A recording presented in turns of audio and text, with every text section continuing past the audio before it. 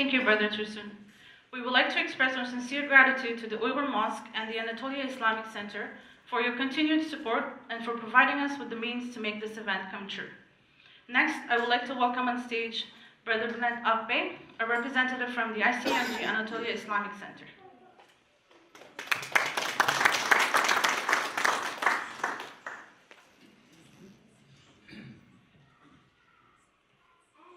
Dear honorable guests, imams, sisters and brothers, may peace, mercy, and blessings of God be upon you. Assalamu alaikum wa rahmatullahi wa barakatuh.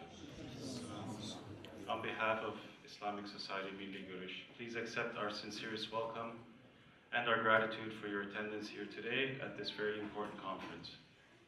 We have many esteemed and knowledgeable speakers here today, which means I will keep it short.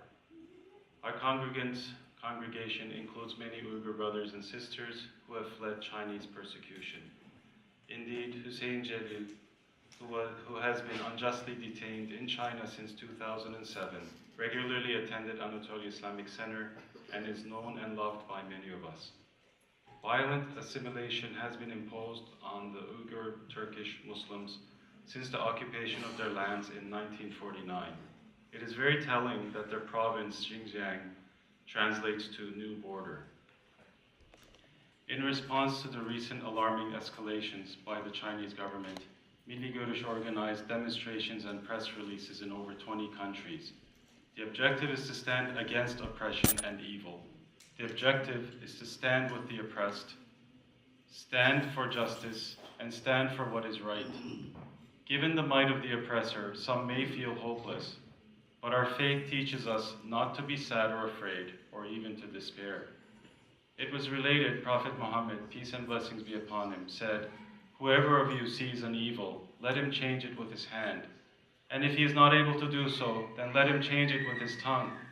And if he is not able to do so, then with his heart. And this is the weakest of faith." We condemn in the strongest way possible all injustice and persecution in the world. And we are here to speak out against the horrific atrocities being perpetrated against the Uyghur people. When Prophet Abraham went against King Nimrod, he ordered that a huge fire be prepared to burn Prophet Abraham. An ant that saw this massive fire being prepared for Abraham urgently set on his way with a drop of water. When asked by another ant what the urgency was, the ant responded that Nimrod was going to throw Prophet Abraham in the fire, so he was taking water. The other ant laughed and pointed out that this tiny amount of water would have no effect on such a huge fire. The ant carrying the water responded, "At least it would be known which side he was on." Though we are not as powerful as states, today we take a stand on the side of justice, the rule of law, and human rights. Persecution anywhere in the world will not be permanent as long as there are people calling for justice and the rule of law. More awareness has to be created in order that this crisis gets on the world's agenda. We should not remain silent to this oppression, but speak out in any way possible, including our members of parliament. In today's world, many abuse the power they have. Some nations with political, economic, and military might abuse this power by causing death and destruction while plundering the lands and resources of others. Our goal must be to work towards a world in which right makes might, not might makes right.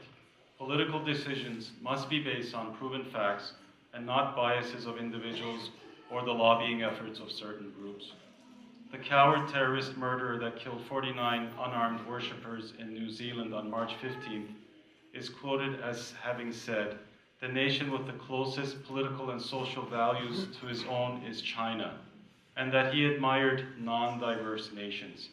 Sadly, his admiration is reciprocated by some in China who are calling for the murderer to receive honors, including a Nobel Prize. Canada is a shining example of how peoples from around the world with different faiths and cultures can live and prosper together in peace.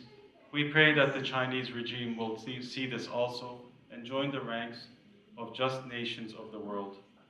I would like to conclude with the verse from the Quran, chapter 17, verse 81, which says, "And say, the truth has come and falsehood has vanished away.